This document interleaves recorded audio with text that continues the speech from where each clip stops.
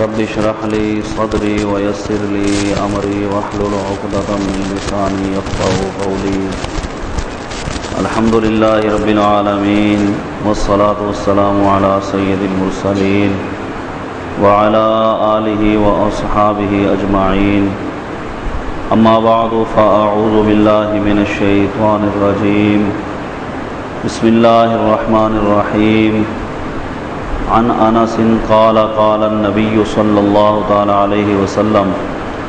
لا يؤمن احدكم حتى اكون احب اليه من والده وولده والناس اجمعين.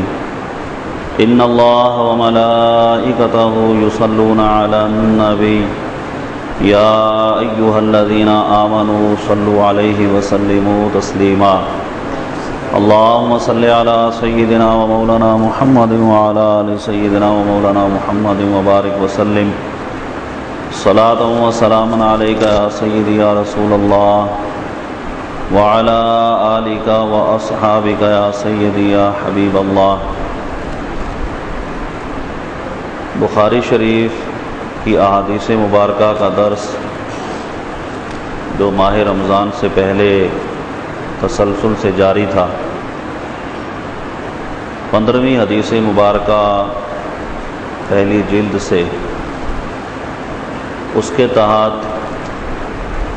2 درس میں کچھ ذکر کیا گیا تھا، اور اسی سلسلے کو انشاءاللہ مزید آگے بڑھاتے ہوئے اسی حدیث مبارکہ کے تحت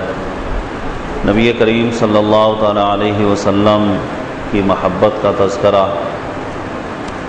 آج بھی کیا جائے گا. حدیث مبارکہ مشہور جو میں نے تلاوت کی، حضرت انس رضی اللہ تعالیٰ عنہ حدیث کے راوی ہیں. نبی کریم صلی اللہ تعالیٰ علیہ وسلم نے ارشاد فرمایا،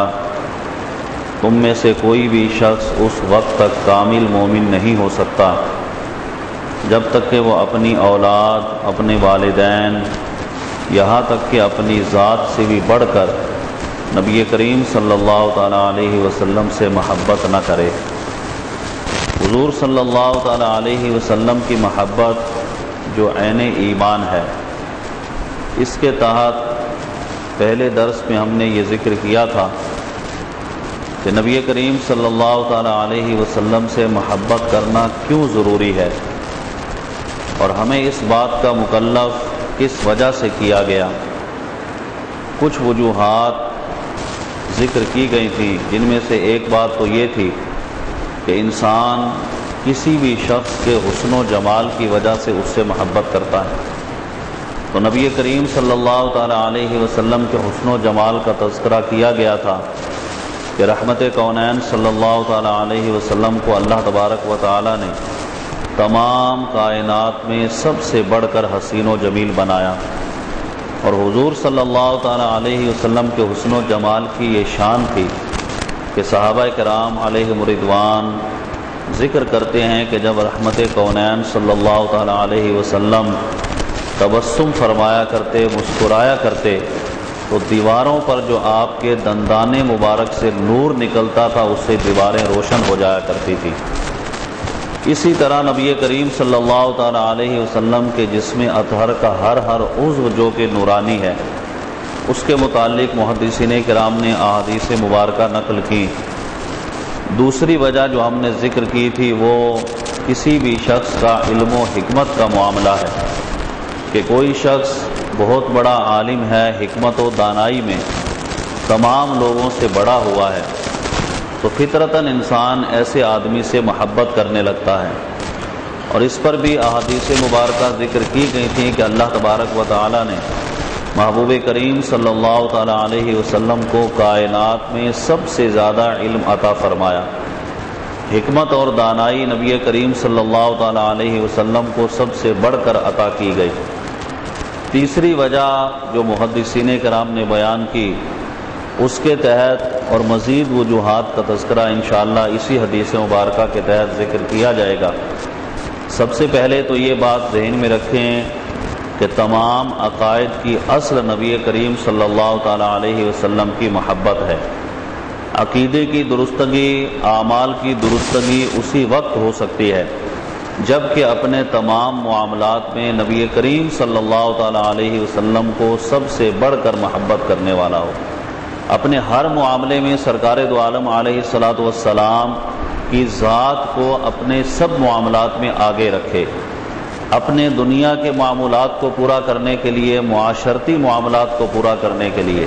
نبی کریم صلی اللہ تعالیٰ علیہ وسلم کے اسوہ حسنہ کو پیش نظر رکھے، اور ہر کام میں رحمت کونین صلی اللہ تعالیٰ علیہ وسلم کی ذات سے رہنمائی حاصل کرے۔ اور اگر یہ طریقہ کار ہر شخص اپنا لے، اللہ تبارک و تعالیٰ اس کے عقائد کو بھی سنوار دیتا ہے اور اس کے اعمال کو بھی درست فرما دیتا ہے، اور پھر یہی اس کے اعمال ہیں کہ نماز ہیں، روزہ ہیں، حج و زکوٰۃ ہیں، صدقات و خیرات ہیں، یہ جب رب کریم کی بارگاہ میں پہنچتے ہیں اور قیامت کے دن جب بندہ انہی اعمال کے ثواب کو دیکھے گا تو اگرچہ دنیا میں اس نے چھوٹا سا عمل کیا تھا، لیکن اس کا اجر و ثواب کل بروز قیامت پہاڑ سے بھی زیادہ اپنے سامنے پائے گا، اس لیے کہ اللہ تبارک و تعالیٰ اس کے اعمال میں برکتیں پیدا فرما دے گا۔ اور ان تمام چیزوں کی اصل میں نے ذکر کر دی کہ نبی کریم صلی اللہ تعالیٰ علیہ وسلم کی محبت ہے۔ محدثین کرام نے ایک وجہ زہد و تقوی ذکر کی کہ کسی بھی شخص کا زہد، اس کا تقوی، یہ انسان کو ابھارتا ہے کہ ایسے آدمی سے محبت کی جائے۔ عموماً یہ دیکھا جاتا ہے کہ جو لوگ اعمال صالحہ کرتے ہیں، اور قرآن مجید فرقان حمید میں بھی بار بار اس کا ذکر کیا گیا کہ ان الذین آمنوا وعملوا الصالحات، اس طرح کی آیات کثرت کے ساتھ قرآن میں موجود ہیں۔ تو کوئی بھی شخص اپنے آپ کو اعمال سے بے نیاز تصور نہ کرے کہ بس میں نے کلمہ پڑھ لیا، اب مجھے نماز کی کیا حاجت ہے، مجھے روزے کی کیا ضرورت ہے، مجھے نیکیوں کی کیا ضرورت ہے، میں مسلمان ہوں، کلمہ میں نے پڑھا اور یہی میرے لیے نجات کا ذریعہ بنے گا۔ حق ہے کہ یہی چیز نجات کا ذریعہ ہے، لیکن اعمال صالحہ کا تذکرہ جو اللہ تبارک و تعالیٰ نے ایمان کے ساتھ کیا، اور تمام انبیاء کرام علیہم الصلاۃ والسلام کی ذات کو اگر آپ دیکھیں تو حد درجے کا زہد و تقوی ہر نبی کی ذات میں موجود ہے۔ نبی کریم صلی اللہ تعالیٰ علیہ وسلم کے صحابہ کرام کہ جو ان چیزوں کو ہم سے کہیں زیادہ بڑھ کر جانتے تھے، وہ یہ سمجھتے تھے کہ ہمارے لیے کون سی چیز فائدہ مند ہے اور کون سی چیز نقصان دہ ہے۔ انہوں نے کبھی یہ تصور قائم نہیں کیا کہ ہمارا کلمہ پڑھنا یہی ہمارے لیے نجات کا ذریعہ ہے، حالانکہ کلمے کے ساتھ ساتھ انہیں تو ایسی چیز میسر تھی کہ جو قیامت تک نبی کریم صلی اللہ تعالیٰ علیہ وسلم کے ظاہری پردہ فرمانے کے بعد کسی کو میسر نہیں ہو سکتی، اور وہ سرکار کا دیدار تھا۔ یہ صحابہ کرام علیہم رضوان کو میسر تھا، اور یہ چیز ایسی تھی کہ جو سند تھی ان کے جنت میں جانے کی، کہ اللہ تبارک و تعالیٰ نے جس نے نبی کریم صلی اللہ تعالیٰ علیہ وسلم کے رخ زیبا کو دیکھ لیا، سرکار دو عالم علیہ الصلوۃ والسلام کے جسم اطہر کو مس کر لیا، اللہ تبارک و تعالیٰ نے اس پر دوزخ کی آگ کو حرام قرار دے دیا۔ اور وہ عشرہ مبشرہ کہ جن کے بارے میں قطعی طور پر نبی کریم صلی اللہ تعالیٰ علیہ وسلم نے ارشاد فرمایا کہ یہ جنتی ہیں، 10 صحابہ کا ذکر کیا، ان میں خصوصیت کے ساتھ خلفائے راشدین سیدنا ابو بکر صدیق رضی اللہ تعالیٰ عنہ، حضرت عمر فاروق رضی اللہ تعالیٰ عنہ، حضرت عثمان غنی رضی اللہ تعالیٰ عنہ، حضرت علی رضی اللہ تعالیٰ عنہ، ان کو خصوصیت کے ساتھ بار بار نبی کریم علیہ الصلوۃ والسلام نے جنت کی بشارتیں دی ہیں۔ اور ان کے اعمال کو اگر ہم دیکھیں تو ساری رات اللہ کی بارگاہ میں عبادت کرتے ہوئے گزار دیا کرتے تھے، دن بھر روزہ کرتے، جہاد میں مشغول رہتے، اور پھر اس کے ساتھ اپنے معمولات کو بھی پورا کرتے۔ تو یہ زیادہ اس بات کو سمجھتے تھے کہ کلمہ طیبہ کی اہمیت کتنی ہے، لیکن انہوں نے اعمال کو ترک نہیں کیا، اس پر تکیہ نہیں کیا کہ بس کلمہ پڑھ لیا یہی ہمارے لیے کافی ہے، اب ہمیں نمازوں کی کیا ضرورت ہے۔ یہ آج کا مسلمان ہے کہ جو نمازوں سے بھی دور ہے، نیکیوں سے بھی دور ہے، عبادات سے بھی دور ہے، اور ان نیکیوں کی نورانیت سے بھی دور ہے۔ تو وجہ کیا ہے؟ وجہ علم نہ ہونا ہے۔ جب انسان علم سیکھتا ہے، علماء کی صحبت میں بیٹھتا ہے، علم سے محبت رکھتا ہے، تو اس کے سامنے پھر علم کی برکات ظاہر ہوتی ہیں، وہ علم کے انوار کو دیکھتا ہے، وہ یہ سمجھ جاتا ہے کہ میرے لیے یہ چیزیں کتنی اہمیت رکھتی ہیں، اور جب وہ اعمال صالحہ کرنے لگتا ہے، نہ صرف یہ کہ اسے دنیا میں انعامات ملتے ہیں، اللہ تبارک و تعالی اس کی آخرت کو بھی سنوار دیتا ہے۔ دنیا کا تو انعام اتنا ذکر کر دیا گیا، ان الذین آمنوا وعملوا الصالحات سیجعل لهم الرحمن ودا، کہ جو لوگ ایماندار ہیں اور انہوں نے اچھے کام کیے، انہوں نے اپنی زندگی کو سنوارا، اپنے کردار کو، اپنی گفتار کو، اپنے اعمال کو درست رکھا، اللہ تبارک و تعالی لوگوں کے دلوں میں ان کی محبت پیدا فرما دیتا ہے۔ حضرت داتا گنج بخش رحمۃ اللہ تعالی علیہ کو ہم نے اپنی آنکھوں سے نہیں دیکھا، لیکن ان سے کتنی محبت اور عقیدت ہے یہ ہر مسلمان جانتا ہے۔ حضرت خواجہ غریب نواز رضی اللہ تعالیٰ عنہ سے کتنی محبت مسلمان کرتے ہیں، حضور سید غوث اعظم رضی اللہ تعالیٰ عنہ سے کتنی عقیدت مسلمان رکھتے ہیں۔ اس کی وجہ یہی ہے کہ انہوں نے ایمان کے ساتھ ساتھ اعمال صالحہ کیے، اللہ تبارک و تعالیٰ نے ان کی محبتیں ہمارے دلوں میں پیدا فرما دی۔ تو جب بھی انسان ایمان کے ساتھ ساتھ اعمال صالحہ کی طرف آ جاتا ہے اور ان پر کوشش کرنے لگتا ہے تو اللہ تبارک و تعالیٰ اس کے ہر معاملے کو سنوار دیتا ہے۔ تو نبی کریم صلی اللہ تعالیٰ علیہ وسلم کی ذات، میں یہ عرض کر رہا تھا کہ عقیدہ اور ایمان اس کی درستگی کے لیے حضور صلی اللہ تعالیٰ علیہ وسلم کی محبت ضروری ہے۔ تو زہد اور تقوی یہ انبیاء کرام میں حد درجے کا موجود تھا، خصوصاً نبی کریم صلی اللہ تعالیٰ علیہ وسلم کی ذات کہ جس میں زہد و تقوی اس قدر تھا کہ محبوب کریم صلی اللہ تعالیٰ علیہ وسلم کو اللہ تبارک و تعالیٰ نے یہاں تک ارشاد فرمایا، یا ایھا المزمل قم اللیل الا قلیلا، کہ اے محبوب صلی اللہ تعالیٰ علیہ وسلم رات کو آپ کھڑے ہو کر عبادت کرتے ہیں اور ایسی عبادت کے پاؤں کے اندر ورم آ جایا کرتا تھا، ارشاد فرمایا کہ اپنی عبادت کو کچھ کم کر لیں کہ رات میں کچھ حصہ آرام بھی کر لیا کریں۔ اللہ کے محبوب صلی اللہ تعالیٰ علیہ وسلم کس وجہ سے رب کی عبادت کرتے، وہ کیا صورتیں تھیں، وہ کیا وجوہات تھیں؟ حدیث مبارکہ میں اس کا ذکر ملتا ہے کہ جب نبی کریم صلی اللہ تعالیٰ علیہ وسلم سے اس کا ذکر کیا گیا کہ اللہ تبارک و تعالیٰ نے تو آپ کی مغفرت فرما دی، بلکہ آپ کی شان تو یہ ہے کہ آپ کے صدقے میں کروڑوں لوگوں کی مغفرت فرما دے گا، پھر آپ اس قدر عبادت کیوں کرتے ہیں؟ تو ارشاد فرمایا کہ میں اپنے رب کا شکر گزار بندہ کیوں نہ بنوں، جب میرے رب نے اتنا انعام مجھ پر کیا تو میں اس کا شکر ادا کیوں نہ کروں۔ تو زہد اور تقوی یہ ہر نبی کی ذات میں موجود رہا ہے۔ تو میں یہ عرض کر رہا تھا کہ ایک ایسا شخص کہ جو اعمال صالحہ کرتا ہے، نمازوں کی پابندی، روزے رکھتا ہے، اس کے ساتھ ساتھ جو جو فرائض ہیں ان کو پورا کرتا ہے، مسجد میں پابندی کے ساتھ آتا ہے، تو چونکہ حدیث مبارکہ میں یہ مضامین ملتے ہیں کہ جب تم کسی آدمی کو مسجد کی خبرگیری کرتے ہوئے دیکھو، خبرگیری سے مراد پانچوں وقت کی نماز بھی پڑھنا ہے، مسجد کے تمام معاملات کو درست بھی رکھنا ہے جیسا کہ انتظامیہ مسجد کی ہے، تو ارشاد فرمایا کہ اس کی خبرگیری کرتے ہوئے جب مسلمان کو دیکھو اس کے ایمان کی گواہی دو کہ اللہ نے اسے مومن کامل بنایا ہے، کہ یہ مسجد کے اندر آتا ہے، نماز پڑھتا ہے، مسجد کی خبرگیری رکھتا ہے۔ تو گویا کہ اعمال صالحہ کی وجہ سے اس کے ایمان کی گواہی دی گئی۔ تو یہ اعمال صالحہ ایسے ہیں کہ جو انبیاء کرام کی ذات میں بدرجہ اتم موجود ہوتے ہیں، تو جب ہم کسی عام بندے کو دیکھتے ہیں کہ وہ نیکوکار ہے، صالح ہے، عبادت گزار ہے، تو ہمارا دل اس کی طرف مائل ہو جاتا ہے، ہم اس سے محبت کرنے لگتے ہیں۔ تو نبی کریم صلی اللہ تعالیٰ علیہ وسلم کی شان کتنی بلند ہے کہ اللہ تبارک و تعالیٰ نے آپ کو زاہد اور عابدوں کا امام بنایا، زہد و تقوی حد درجے کا آپ کی ذات میں موجود ہے۔ تو ایک وجہ امتی کے لیے یہ بھی ہے کہ جب سب سے بڑا زہد سرکار کی ذات میں موجود ہے، سب سے زیادہ تقوی حضور کی ذات میں موجود ہے، تو سرکار کی ذات اسی لائق ہے کہ حضور سے تمام چیزوں سے بڑھ کر محبت کی جائے، یہاں تک کہ اپنی ذات سے بھی زیادہ نبی کریم صلی اللہ تعالیٰ علیہ وسلم سے محبت کی جائے کہ حضور کی عبادت جو ہے وہ ہماری بخشش کا ذریعہ ہے۔ نبی کریم صلی اللہ تعالیٰ علیہ وسلم سے محبت کی ایک اور وجہ محدثین کرام نے ذکر کی، وہ وجہ جود و سخا ہے، اور جود و سخا یہ ایسا وصف ہے کہ جو نبی کریم صلی اللہ تعالیٰ علیہ وسلم کی ذات میں بدرجہ اتم موجود ہے۔ سخاوت، مال کا خرچ کرنا، لوگوں کے ساتھ حسن سلوک سے پیش آنا، جود اور سخا کا فرق محدثین کرام نے ذکر کیا کہ ان میں سے ایک کا مطلب یہ کہ کوئی شخص کسی آدمی سے کوئی بات طلب کرے، کوئی چیز طلب کرے، کسی چیز کے بارے میں مشورہ مانگے تو اس کی طلب پر وہ اسے عطا کر دے، اور دوسرا یہ کہ کوئی آدمی بغیر طلب کے ہی دوسروں کو عطا کرتا رہے۔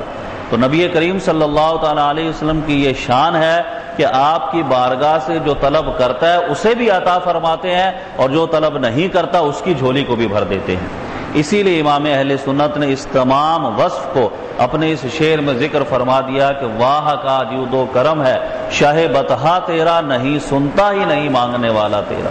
کہ جود اور کرم یہ آپ کا ایسا وصف ہے کہ جو بھی آپ کی بارگاہ میں آیا کبھی آپ نے اسے لا نہیں فرمایا، اسے عطا فرما دیا۔ نبی کریم صلی اللہ تعالی علیہ وسلم کا یہ وصف ایسا کہ جہاں جود کے متعلق ارشاد فرمایا، سخاوت کے متعلق ارشاد فرمایا، وہیں خود اس عمل کو کر کے نبی کریم صلی اللہ تعالی علیہ وسلم نے یہ ظاہر فرما دیا کہ ایک انسان کی سیرت کو سنوارنے کے لیے جود و سخا کتنی اہمیت رکھتا ہے۔ محبوب کریم صلی اللہ تعالی علیہ وسلم کی بارگاہ میں کوئی شخص حاضر ہوا، بخاری میں احادیث موجود ہیں، صحابہ کرام علیہم رضوان دیکھ رہے تھے کسی نے حضور صلی اللہ تعالی علیہ وسلم کی بارگاہ میں کچھ سوال کیا۔ اللہ کے محبوب صلی اللہ تعالی علیہ وسلم نے فقر کو اختیار کیا ہوا تھا۔ یہ آپ جانتے ہیں کہ رحمت کونین صلی اللہ تعالی علیہ وسلم کا فقر اختیاری تھا۔ نبی کریم صلی اللہ تعالی علیہ وسلم نے یہاں تک ارشاد فرما دیا کہ اگر میں چاہوں تو یہ پہاڑ سونے کے بن کر میرے ساتھ چلیں، لیکن سرکار دو عالم علیہ الصلوۃ والسلام نے فقر کو پسند کیا، کبھی اس چیز کی تمنا نہیں کی۔ تو بعض اوقات ایسے معاملات بھی ہوتے کہ کوئی آپ سے سوال کرتا، ظاہری طور پر اس وقت کچھ موجود نہیں ہوتا، اس شخص نے سوال کیا، بخاری میں حدیث ہے سرکار دو عالم علیہ الصلوۃ والسلام نے ارشاد فرمایا کہ فلاں آدمی سے قرض لے کر اسے دے دیا جائے۔ سیدنا عمر فاروق رضی اللہ تعالی عنہ نے آپ کی بارگاہ میں عرض کیا، یا رسول اللہ صلی اللہ تعالی علیہ وسلم، آپ کو اللہ تبارک و تعالی نے جس چیز کا مکلف نہیں فرمایا آپ اس میں اتنی کوشش کیوں کرتے ہیں؟ یعنی آپ کے پاس جب موجود ہوتا ہے تو آپ عطا فرما ہی دیتے ہیں۔ اب یہ سائل آیا ہے، سوال کر رہا ہے، آپ کے پاس ظاہری طور پر کوئی چیز موجود نہیں ہے، اسے اگر آپ نہیں بھی دیں گے جب بھی یہ چلا جائے گا تو آپ قرض لے کر اسے کیوں دے رہے ہیں؟ نبی کریم صلی اللہ تعالی علیہ وسلم نے حضرت عمر فاروق رضی اللہ عنہ نے اس بات کو پسند نہیں فرمایا، چہرے پر ناگواری کے تاثرات پیدا ہوئے۔ ایک اور انصاری صحابی وہاں پر موجود تھے،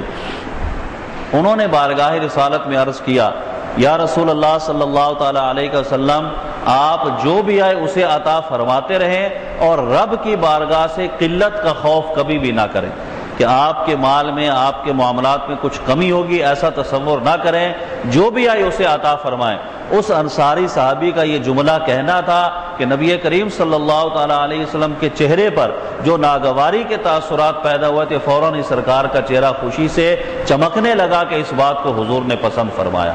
کہ جود و عطا، یہ سخاوت کا منصب، یہ نبی کریم صلی اللہ تعالی علیہ وسلم کا ایسا تھا کہ خود رحمت کونین صلی اللہ تعالی علیہ وسلم کو اگر کسی بات کی ضرورت ہوتی، کسی چیز کی ضرورت ہوتی تو اپنی ضرورت کے پیش نظر بھی کوئی سوال کرتا تو اسے آپ عطا فرما دیتے۔ ایک عورت نبی کریم صلی اللہ تعالی علیہ وسلم کے لیے چادر بنا کر لائی، بخاری میں حدیث موجود ہے، سرکار دو عالم علیہ الصلوۃ والسلام کو حاجت بھی تھی، نبی کریم صلی اللہ تعالی علیہ وسلم اس چادر کو لے گئے اور بطور تہبند اسے پہن کر تشریف لائے۔ سرکار دو عالم علیہ الصلوۃ والسلام صحابہ کرام کی مجلس میں جب آئے تو ایک شخص نے حضور صلی اللہ تعالی علیہ وسلم سے سوال کیا، یا رسول اللہ صلی اللہ تعالی علیہ وسلم، یہ چادر مجھے عطا فرما دیجیے جو آپ نے بطور تہبند استعمال کی ہے۔ سرکار دو عالم علیہ الصلوۃ والسلام نے ارشاد فرمایا کہ ٹھیک ہے۔ کچھ دیر کے بعد اندر تشریف لے گئے، دوسرا کپڑا جو ہے وہ جسم پر پہنا اور وہ چادر لا کر اس سائل کو دے دی۔ صحابہ کرام علیہم رضوان نے بعد میں اس سائل سے یہ کہا کہ تم جانتے تھے کہ خود رحمت کونین صلی اللہ تعالی علیہ وسلم کو ضرورت تھی، پھر بھی تم نے سوال کیا، تمہیں یہ سوال نہیں کرنا چاہیے تھا۔ اس نے کہا کہ میں نے اللہ کے محبوب صلی اللہ تعالی علیہ وسلم سے سوال جو کیا، یہ جو چادر میں نے طلب کی، میرا کوئی اور مقصد نہیں تھا، بلکہ اس مقصد کے لیے میں نے طلب کی کہ جب میرا انتقال ہو جائے تو اسی چادر میں مجھے کفن دیا جائے، کہ اب یہ نبی کریم صلی اللہ تعالی علیہ وسلم کے جسم سے مس ہو چکی ہے تو یقیناً جب مجھے اس میں کفن دیا جائے گا تو اللہ تبارک و تعالی اس کی برکت سے مجھے نورانیت دے گا اور عذاب سے مجھے محفوظ فرما لے گا۔ تو بعد میں اسی چادر میں اس سائل کو کفن دیا گیا۔ یہ صحابہ کرام علیہم رضوان کی محبت تھی۔ لیکن جود و سخا کا پہلو اس حدیث سے یہ نکلتا ہے کہ نبی کریم صلی اللہ تعالیٰ علیہ وسلم سے جس نے بھی سوال کیا، اللہ کے محبوب صلی اللہ تعالیٰ علیہ وسلم نے اس کے جواب میں لا نہیں فرمایا، اسے عطا فرما دیا۔ بلکہ یہاں تک بھی ہوا، بعض اوقات بخاری میں احادیث موجود ہے، ترمذی شریف میں احادیث موجود ہیں کہ نبی کریم صلی اللہ تعالیٰ علیہ وسلم نے حضرت جابر رضی اللہ تعالیٰ عنہ سے ایک گھوڑا خریدا، ایک دفعہ حضرت عمر رضی اللہ تعالیٰ عنہ سے ایک جانور خریدا، اور خریدنے کے بعد پہلی روایت میں ایک حضرت جابر سے جو سواری خریدی خود خریدی مال دے کر، اور کچھ دیر کے بعد حضرت جابر کو وہ تحفۃ عطا فرما دی۔ اس سے بڑھ کر جود و سخا کیا ہوگا؟ حضرت عمر رضی اللہ تعالیٰ عنہ سے جانور خریدا اور حضرت عمر رضی اللہ تعالیٰ عنہ کے بیٹے کو وہ جانور عطا فرما دیا، تو گویا کہ یہ بھی آپ کا منصب تھا کہ آپ بعض اوقات کسی سے کوئی چیز خرید کر اسے ہی تحفتاً عطا فرما دیا کرتے تھے، اور یہ اللہ تبارک و تعالیٰ نے آپ کو وصف عطا فرمایا تھا کہ جود و سخا حد درجے کا آپ کی ذات میں موجود تھا۔ جہاں آپ نے جود و سخا پر عمل کر کے خود دکھایا، وہاں بخل کی مذمت بھی بیان کی کہ کوئی شخص یہ نہ سمجھے کہ اگر کوئی آدمی مال کو روک کر رکھتا ہے تو وہ بھی اس کی کوئی فضیلت ہے، بلکہ بخیل آدمی کے بارے میں حدیث مبارکہ میں یہاں تک ارشاد فرمایا۔ حضرت عائشہ رضی اللہ تعالیٰ عنہ حدیث روایت کرتے ہیں، بخاری میں حدیث ہے اور دیگر مشکات شریف دیگر کتب کے اندر حدیث موجود ہے، سرکار ارشاد فرماتے ہیں کہ سخاوت جو ہے وہ ایک درخت کی مانند ہے، اور وہ درخت کیسا کہ جس کی جڑ تو جنت میں ہے اور اس کی شاخیں دنیا میں پھیلی ہوئی ہیں۔ اب وہ ایسا درخت کہ جس کی جڑ جنت میں ہے، شاخیں دنیا میں پھیلی ہیں، جو آدمی کسی ایک شاخ کو بھی پکڑ لے، پکڑنے سے مراد یہ ہے کہ یہ سخاوت کرے، لوگ جو مجبور ہیں، جو ایسے ہیں کہ جن کے پاس مال نہیں، انہیں عطا کرے، اپنا مال دوسروں کو دے، تو ارشاد فرمایا کہ دنیا کی ان شاخوں میں سے کسی ایک شاخ کو بھی پکڑ لے گا تو اب چونکہ اس درخت کی جڑ جنت میں ہے تو یہ شاخ اسے جنت کے اندر پہنچا دے گی۔ پھر ارشاد فرمایا کہ بخل جو ہے یہ بھی ایک درخت کی مانند ہے، یہ ایسا درخت ہے کہ جس کی جڑ جہنم میں ہے اور اس کی شاخیں دنیا میں پھیلی ہوئی ہیں۔ اگر کوئی شخص اس کی شاخ کو پکڑتا ہے کہ مال سے اتنی محبت کرتا ہے کہ اپنا مال نکالنے کو اس کا دل نہیں چاہتا، جیسا کہ فی زمانہ بے شمار لوگ آپ جانتے بھی ہوں گے، آپ کے سامنے بھی ہوں گے کہ نہ تو اپنے مال کی صحیح زکوٰۃ ادا کرتے ہیں، نہ ہی صدقات و خیرات کی طرف ان کا دل مائل ہوتا ہے، اور یہی مال ان کے لیے تباہی اور بربادی کا سبب بنتا ہے۔ تو ارشاد فرمایا کہ بخل جو ہے وہ بھی ایسی چیز ہے کہ درخت کی مانند جس کی جڑ جہنم میں، شاخیں دنیا میں پھیلی ہیں، اگر کسی نے اس کی شاخ کو پکڑ لیا تو یہ اسے دوزخ میں پہنچا دے گی۔ حضرت عبد الرحمن ابن جوزی رحمۃ اللہ تعالی علیہ نے ایک روایت نقل کی، آپ فرماتے ہیں کہ منیفہ نامی ایک عورت مکہ المکرمہ میں تھی، اس نے بیان کیا کہ میں نے کئی سال یہاں پر قیام کیا، اور کچھ عرصے کے بعد میں نے دیکھا کہ ایک جگہ مجمع لگا ہوا ہے، لوگ کثرت کے ساتھ موجود ہیں۔ میں بھی اس مقام پر گئی تو کیا دیکھتے ہیں کہ ایک عورت ہے کہ جس کا ہاتھ فالج زدہ ہے، ہاتھ اس کا کام نہیں کر رہا۔ اب لوگ اس سے سوالات بھی کر رہے ہیں، کسی نے اس سے سوال کیا کہ تمہارا یہ ہاتھ جو مفلوج ہے اس کی وجہ کیا ہے؟ تو اس نے پھر اپنا وہ واقعہ بیان کیا کہ میرا ہاتھ کس وجہ سے فالج زدہ ہوا، یہ مفلوج کیوں ہوا، یہ کام کرنا اس نے کیوں چھوڑ دیا۔ عبد الرحمن بن جوزی رحمۃ اللہ تعالی فرماتے ہیں کہ اس عورت، کسی کے سوال پر اس عورت نے یہ جواب دیا کہ میرے والدین، میں انہیں دیکھا کرتی تھی، میرا باپ جو ہے وہ بہت زیادہ مال خرچ کرتا تھا، صدقہ و خیرات کرتا، کوئی غریب مسکین اس کے پاس آتا اسے دے دیتا، خود بھی لوگوں کی مدد کرتا اور دیگر کاموں کے اندر بھی اپنا مال خرچ کرتا۔ اس کے برعکس میری والدہ جو تھی اس نے اپنی زندگی میں کبھی مال خرچ نہیں کیا، وہ بخل کرتی تھی، اپنا مال خرچ نہیں کرتی تھی۔ ہاں ایک مرتبہ اس نے کپڑے کا ایک ٹکڑا صدقہ و خیرات کیا، اور ایک دفعہ میرے والد نے گائے کو ذبح کیا تو اس کی چربی جو تھی وہ اس نے تھوڑی سی خیرات کی تھی، دونوں کا انتقال ہو گیا۔ اس نے بیان کیا کہ مرنے کے بعد میں نے دیکھا کہ میرا والد جو ہے وہ ایک حوض پر کھڑا ہے جو پانی سے بھرا ہوا ہے، لوگ اس حوض کے ارد گرد ہیں اور میں اپنے والد کو دیکھ رہی ہوں کہ وہ اس حوض سے پانی نکال نکال کر لوگوں کو پلا رہا ہے، لوگ اس حوض پر آتے ہیں، وہ پانی دیتا ہے، لوگ پیتے ہیں۔ تھوڑی ہی دیر کے بعد میں اپنی والدہ کو دیکھتی ہوں کہ تھوڑی ہی دور پڑی ہے اور پیاس کی شدت سے کرا رہی ہے، میں نے دیکھا کہ اس کے جسم پر وہی کپڑے کا ٹکڑا تھا جو اس نے کبھی خیرات کیا تھا، اور وہ تھوڑی سی چربی اس کے ہاتھ میں تھی۔ وہ شدت پیاس سے کرا رہی تھی کہ مجھے پانی پلاؤ، پانی پلاؤ۔ میرے دل میں اس کی طرف سے رحم آیا کہ میری والدہ اور والد کے حوض پر اتنا پانی ہے، وہ لوگوں کو پلا رہا ہے تو میں کیوں نہ یہیں سے پانی لے جا کر اپنی والدہ کو پلا دوں۔ میں آگے بڑی، حوض سے میں نے پیالے میں پانی لیا، اور جب میں اپنی والدہ کے قریب پہنچی تو یہ آواز دی گئی کہ جو بھی اس عورت کے لیے پانی لے کر آئے گا اس کا ہاتھ مفلوج کر دیا جائے گا۔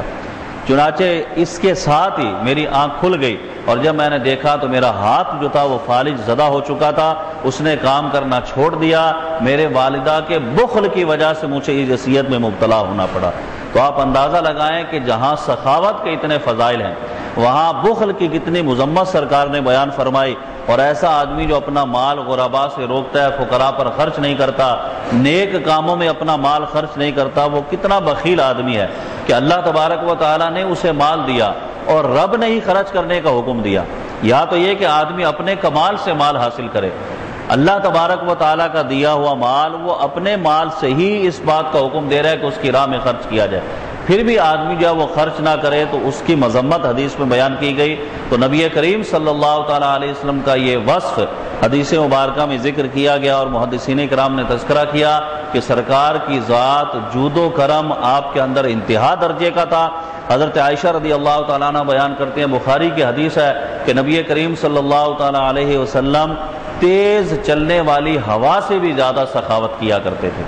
اس قدر مال جو ہے وہ خرچ کرتے، اور آپ کے اندر سخاوت کا یہ وصف موجود تھا۔ تو جہاں ہم دنیا کے معاملات کو دیکھتے ہیں کہ بخیل آدمی کی طرف کسی کا دل مائل نہیں ہوتا، لیکن جو سخی ہے، مال خرچ کرتا ہے اور غرباء کی خدمت کرتا ہے، انسان کا دل فطرتاً اس کی طرف مائل ہو جاتا ہے کہ یہ بڑا نیک آدمی ہے، لوگوں پر اپنا مال رزق حلال خرچ کرتا ہے۔ تو جب ایک عام آدمی کا یہ معاملہ، تو محدثین فرماتے ہیں کہ جب نبی کریم صلی اللہ تعالیٰ علیہ وسلم کی ذات میں جود و سخا حد درجے کی موجود ہے، تو پھر حق یہی ہے کہ اپنی تمام چیزوں سے بڑھ کر سرکار سے محبت کی جائے۔ پانچواں وصف جو ذکر کیا وہ ذکر کیا نرمی اور رحم دلی کا، یعنی جس چیز کے اندر اور جس ذات کے اندر رحم دلی اور نرمی ہو تو انسان کا دل فطرتاً اس کی طرف مائل ہوتا ہے۔ نبی کریم صلی اللہ تعالیٰ علیہ وسلم کی شان اللہ تبارک و تعالیٰ نے بیان کی، فَبِمَا رَحْمَةٍ مِّنَ اللَّهِ لِنْتَ لَهُمْ وَلَوْ كُنْتَ فَظًّا غَلِيظَ الْقَلْبِ لَانفَضُّوا مِنْ حَوْلِكَ، کہ اللہ تبارک و تعالیٰ کی رحمت کے سبب آپ جو ہیں وہ رحم دل ہیں، اور اگر آپ سختی کا معاملہ کرتے تو یہ اتنے سارے لوگ جو آپ کے ارد گرد ہیں یہ کبھی آپ کے قریب نہ آتے۔ اللہ کے محبوب صلی اللہ تعالیٰ علیہ وسلم کی نرمی اور آپ کا صبر کرنا، رحم دلی کرنا کس قدر مشہور تھا کہ بڑے سے بڑے دشمن بھی سرکار دو عالم علیہ الصلوۃ والسلام کی بارگاہ میں آ کر کلمہ طیبہ پڑھ لیتے، مسلمان ہو جاتے۔ اور یہ رحم دلی، یہ نرمی کتنی تھی آپ اس بات سے اندازہ لگائیں کہ اللہ کے محبوب صلی اللہ تعالیٰ علیہ وسلم کے چہیتے چچا جان حضرت سیدنا امیر حمزہ رضی اللہ تعالیٰ عنہ، شوال المکرم کا مہینہ چلا، حضرت سیدنا امیر حمزہ رضی اللہ تعالیٰ عنہ کی شہادت بھی شوال المکرم میں ہے، تو ان سے بھی برکتیں حاصل کرنے کے لیے اپنے گھروں میں ان کی ایصال ثواب کا اہتمام فرمائیں، انشاءاللہ ان کی برکتیں حاصل ہوں گی۔ حضرت سیدنا امیر حمزہ رضی اللہ تعالیٰ عنہ سے سرکار کتنی محبت فرماتے تھے۔ سیدنا امیر حمزہ رضی اللہ تعالیٰ عنہ نے جب اسلام قبول کیا، اور اس کا سبب بھی یہ بنا جو تواریخ میں منقول ہے کہ اللہ کے محبوب صلی اللہ تعالیٰ علیہ وسلم صفا پر موجود تھے، کوہ صفا پر، اور اکیلے بیٹھے ہوئے تھے۔ ابو جہل ادھر سے گزرا، اس نے پہلے سب و شتم کیا، پھر اس کے ہاتھ میں ایک لکڑی تھی جس سے سرکار دو عالم علیہ الصلوۃ والسلام کو مارنا شروع کیا۔ سرکار خاموش رہے، کچھ جواب نہیں دیا۔ اس نے اتنا ظلم کیا کہ آپ کے جسم اطہر سے خون نکلنے لگا، اور پھر وہ وہاں سے بیت اللہ کے پاس آیا، وہاں کفار کی مجلسیں قائم تھی، ان میں آ کر بیٹھ گیا۔ حضرت سیدنا امیر حمزہ رضی اللہ عنہ جنہوں نے ابھی اسلام قبول نہیں کیا تھا، واپس آ رہے تھے چاشت کے وقت میں شکار سے، تو یہاں پر عبداللہ ابن جدعان کی لونڈی نے یہ سارا منظر دیکھا تھا کہ سرکار دو عالم علیہ الصلوۃ والسلام کے ساتھ کس طرح ابو جہل نے بدتمیزی کی، تو اس نے حضرت امیر حمزہ رضی اللہ عنہ کو بتایا کہ تمہارے بھتیجے کے ساتھ آج ابو جہل نے یہ سلوک کیا ہے۔ حضرت سیدنا امیر حمزہ رضی اللہ عنہ وہاں سے سیدھے بیت اللہ شریف آئے۔ آپ کی یہ عادت تھی کہ جب بھی آتے بیت اللہ کا طواف کرتے، وہاں جو مجلسیں ہوتی تھیں ان سے سلام کرتے، ان سے حال احوال پوچھتے، لیکن آج عجیب معاملہ تھا کہ سیدھے آ کر ابو جہل کو ڈھونڈ رہے تھے، اور جیسے ہی وہ ایک مجلس میں نظر آیا، لوگ ارد گرد بیٹھے ہیں، وہ درمیان میں موجود ہے، اس سے کچھ سوال نہیں کیا، کچھ پوچھا نہیں، بلکہ اپنی کمان جو جسم پر لٹکی ہوئی تھی اسے اتارا اور اس کمان سے ایسے پے در پے وار ابو جہل کے سر پر کیے کہ اس کا سر پھوٹ گیا اور اس میں خون کا فوارہ نکلا۔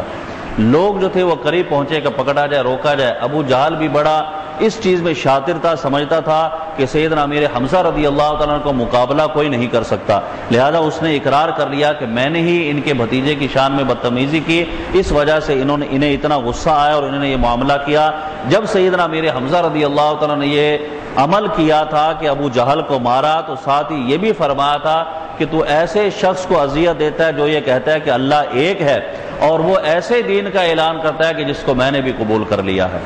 اور جب یہ کہا تو کہنے کے بعد جب گھر آئے تو اب پریشانی کے عالم میں تھے کہ میری زبان سے یہ تو نکل گیا کہ میں نے بھی اس دین کو قبول کر لیا، لیکن کہیں ایسا نہ ہو کہ یہ دین درست ہے یا نہیں، کیا معاملات ہیں کیا نہیں، اس کو میں نے بھی پرکھا بھی نہیں۔ دوسرے دن ساری رات اسی حالت میں گزری، دوسرے دن سرکار کی بارگاہ میں حاضر ہوئے، نبی کریم صلی اللہ تعالیٰ علیہ وسلم کی بارگاہ میں حاضر ہو کر عرض کیا کہ آپ کچھ ارشادات فرمائیں،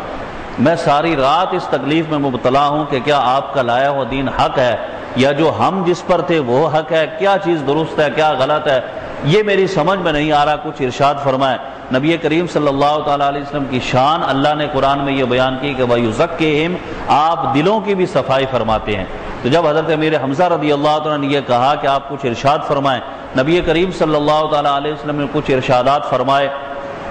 اور وہ ارشادات ایسے تھے کہ سیدھے آپ کے دل میں اتر گئے، اور اسی وقت آپ نے یہ اعلان کیا کہ اِنَّكَ لَصَادِقٌ أَشْهَدُ، میں اس بات کی گواہی دیتا ہوں کہ آپ اللہ کے سچے رسول ہیں۔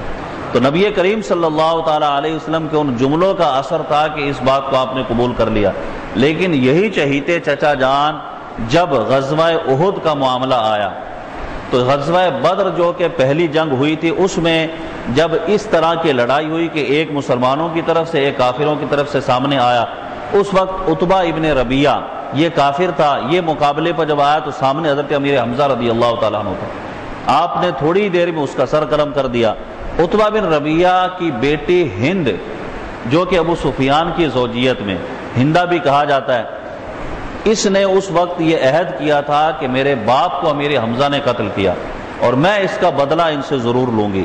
وحشی جو کہ اس کا غلام تھا، اس کو اس نے یہ کہا تھا کہ اگر تو حضرت امیر حمزہ رضی اللہ عنہ کو مار دے تو تجھے اپنا قیمتی ہار بھی دوں گی، اس کے علاوہ بھی بے شمار انعامات دوں گی۔ اور اس وقت اس نے یہ بھی عہد کیا کہ جب ان کو مار دیا جائے گا تو ان کے اعضاء کا مسئلہ بھی کروں گی اور ان کے ناک اور کان بھی کاٹوں گی، ان کا کلیجہ بھی معاذ اللہ چباؤں گی۔ یہ ہندہ نے اس وقت یہ معاملہ اور یہ عہد کیا۔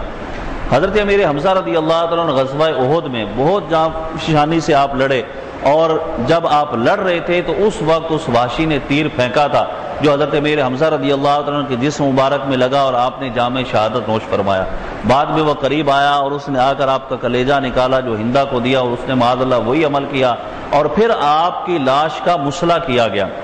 ناک کاٹ لی گئی، کان کاٹ دیے گئے، جسم کے اعضاء کاٹ دیے گئے، تاریخ میں یہ سارا واقعہ موجود ہے۔ تو جب یہ معاملہ کر لیا گیا، اور بعض روایتوں میں یہ بھی آتا ہے کہ اس عورت نے ان کٹے ہوئے اعضاء کا ہار بنا کر اپنے گلے میں پہنا تھا۔ نبی کریم صلی اللہ تعالیٰ علیہ وسلم نے بعد میں جب یہ جنگ ختم ہو گئی، جب صحابہ کرام کی وہ لاشیں جو شہید ہو گئے تھے اس مقام پر موجود تھی، ان کے قریب سے گزرے تو اپنے چچا جان کی لاش کے قریب آئے۔ جب اس کا مسئلہ ہوا دیکھا آپ نے کہ جسم کے اعضاء کو کاٹ لیا گیا اور سینہ چیرا گیا، وہاں سے دل کو نکالا گیا، تو نبی کریم صلی اللہ تعالیٰ علیہ وسلم نے اس وقت یہ کہا تھا کہ میرے چچا جان کے ساتھ جو سلوک کیا گیا ہے، اب میں کافروں کے 30 آدمیوں کا مسئلہ کروں گا۔ پھر صحابہ کرام علیہ رضوان نے بھی یہ کہا کہ جس نے حضور صلی اللہ تعالیٰ علیہ وسلم کو اتنی اذیت پہنچائی، ایسی تکلیف دی، کیونکہ اسلام میں ان کی بہت زیادہ قربانیاں جو ہے وہ تاریخ میں موجود ہیں۔ حضرت امیر حمزہ رضی اللہ عنہ کہ ان کے اسلام قبول کرنے کے بعد لوگوں نے یہ تھے، اور سیدنا عمر فاروق رضی اللہ عنہ کہ یہ ایسے بہادر مرد تھے کہ ان کے اسلام لانے کے بعد کھلم کھلا صحابہ کرام نے عبادتیں شروع کر دی، لوگ ان کے مقابلے پر نہیں آتے تھے۔ جبھی تو اسد اللہ و اسد رسول ان کا لقب مشہور ہوا، اور اس لقب کی وجہ بھی اسی جنگ میں محدثین کرام نے لکھی کہ جب سرکار دو عالم علیہ الصلوۃ والسلام نے یہ کہا صحابہ کرام نے بھی کہا کہ ہم کافروں کا مصلح کریں گے، لیکن اسی وقت اللہ کی طرف سے نبی کریم صلی اللہ تعالیٰ علیہ وسلم کی طرف وحی آئی کہ خواہ کتنا بھی بڑا مجرم کیوں نہ ہو، کافر کی لاش ہی کیوں نہ ہو، اس کا مصلح کرنا یہ جائز نہیں ہے، یہ حرام ہے کہ اس کے لاش کے اعضاء کو کاٹا جائے، اس کے ناک کان کاٹ دیے جائیں۔ اور کتنے بدبخت ہیں وہ لوگ کہ جو آج بھی لوگوں کی لاشوں کا مصلح کرتے ہیں، گردن کاٹ دیتے ہیں، لاشوں کو بوریوں میں بند کر کے پھینک دیتے ہیں، یہ حرام اور ناجائز عمل ہے۔ نبی کریم صلی اللہ تعالیٰ علیہ وسلم کا دین آپ دیکھیں کہ اپنے چچا کو اتنی تکلیف میں، ایسی اذیت میں اور ایسی لاش کی حالت جب آپ نے دیکھی، حضور صلی اللہ تعالیٰ علیہ وسلم نے ایک روایت میں یہ بھی ذکر کیا اور صحابہ کرام بیان کرتے ہیں کہ پوری زندگی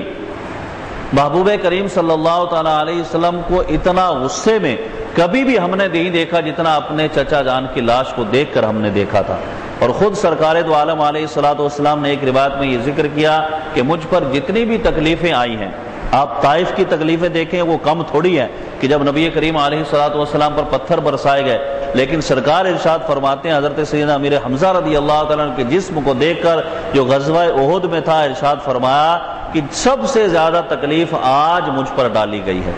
تو اس وقت نبی کریم صلی اللہ تعالیٰ علیہ وسلم کی حالت کیا تھی؟ اب ان معاملات کو دیکھتے آپ دیکھیں کہ جب سرکار دو عالم علیہ الصلوۃ والسلام کی یہ حالت تھی تو دین اسلام کتنا مہذب اور کس طرح بہترین دین ہے کہ اللہ تبارک و تعالیٰ کی طرف سے وحی آ گئی اور یہ ارشاد فرما دیا گیا کہ احترام انسانیت ہے کہ مرنے کے بعد کسی کی لاش کے ساتھ اس طرح کا کوئی معاملہ نہیں کیا جائے گا، خواہ وہ کافر کی لاش ہی کیوں نہ ہو۔ تو سرکار دو عالم علیہ الصلوۃ والسلام نے منع فرما دیا اور صحابہ کرام کو بتا دیا کہ کسی کی لاش کا مصلح جو ہے وہ جائز نہیں ہے۔ تو نبی کریم صلی اللہ تعالیٰ علیہ وسلم کے دل کی تسلی کے لیے اس وقت اللہ تبارک و تعالیٰ نے جبرائیل امی کو بھیجا، اسی میدان میں آپ موجود تھے، یہ سارے معاملات دیکھ رہے تھے۔ ارشاد فرما اللہ تبارک و تعالیٰ کی طرف سے یہ پیغام آیا کہ آپ افسردہ نہ ہوں، انہوں نے جو اللہ کی رضا کے لیے اپنی جان کو قربان کیا اور شہادت کے منصب پر فائز ہوئے، اللہ تبارک و تعالیٰ نے ان کا نام ساتوں آسمان پر تحریر فرما دیا ہے۔ اور وہ نام کیسا تحریر فرما دیا؟ فرمایا کہ ان کے نام کے ساتھ یہ لکھ دیا گیا کہ یہ اللہ کے بھی شعر ہیں، اللہ کے رسول کے بھی شعر ہیں۔ تو اسد اللہ و اسد رسول ہی سیدنا امیر حمزہ رضی اللہ تعالیٰ عنہ کا لقب مشہور ہوا۔ تو ان معاملات کے ساتھ ساتھ آپ دیکھیں اللہ کے محبوب صلی اللہ تعالیٰ علیہ وسلم کے نرمی کا، رحم دلی کا معاملہ کیا تھا کہ جب بعد میں وحشی سرکار کی بارگاہ میں حاضر ہوا، اللہ کے محبوب صلی اللہ تعالیٰ علیہ وسلم نے اسے بھی معاف فرما دیا۔ تو یعنی اتنے ظلم و ستم دیکھنے کے بعد، ایسے حالات کے بعد بھی اللہ کے محبوب صلی اللہ تعالیٰ علیہ وسلم کے دل میں کتنی نرمی ڈالی گئی تھی، کس قدر رحم دلی ڈالی گئی تھی۔ اور یہ صرف ان مواقع کے ساتھ ہی خاص نہیں بلکہ سرکار کی شفقت، حضور کی محبت، حضور کی رحم دلی اگر ہم دیکھیں تو اللہ کے محبوب صلی اللہ تعالیٰ علیہ وسلم نے ارشاد فرمایا، حدیث میں موجود ہے مضمون، کہ کوئی بھی آدمی رات کو بغیر منڈیر کی چھت پر نہ سوئے۔ اب یہ سرکار نے کیوں ارشاد فرمایا؟ صرف شفقت کے لیے، صرف لوگوں کے ساتھ محبت کے لیے کہ جس چھت کی منڈیر نہیں ہے، کوئی آدمی اس پر سو گیا، رات کو اس نے کروٹ بدلی، کہیں ایسا نہ ہو کہ نیچے گرے اور اس کو تکلیف پہنچ جائے، اسے اذیت پہنچ جائے۔ فرمایا کہ بغیر منڈیر کی چھت پر نہ سو۔ ایک حدیث میں ارشاد فرمایا کہ دھوپ اور چھاؤں میں مت بیٹھو۔ ابو داؤد شریف میں حدیث موجود ہے کہ اگر تم سائے میں بیٹھے ہو،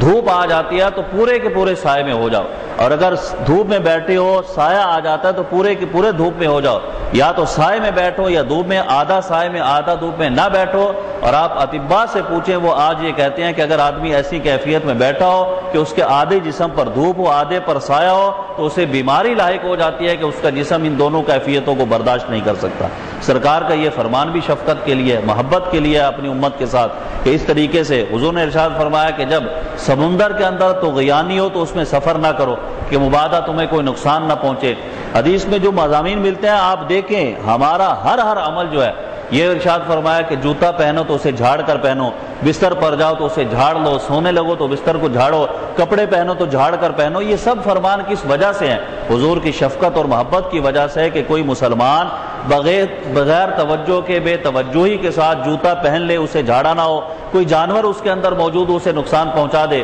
کپڑا جو ہے بستر پر لیٹنے لگا، کہیں اس کے اندر کوئی جانور موجود اسے نقصان پہنچا دے۔ تو سرکار کتنی محبت اپنی امت سے کرتے ہیں کہ ایسی رحم دلی، ایسی شفقت کسی اور ذات میں ہمیں نظر نہیں آتی۔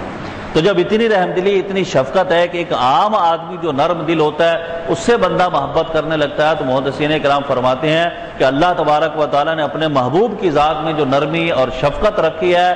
اس کا یہ تقاضا ہے کہ بندے جو ہیں وہ اپنے تمام معاملات میں اپنی جان، اپنی اولاد، اپنے ماں باپ، ان سب سے بڑھ کر سرکار کی ذات سے محبت کرے۔ تو گویا کہ اس حدیث مبارکہ میں یہ ارشاد فرما دیں، کامل مومن کی شان یہی ہے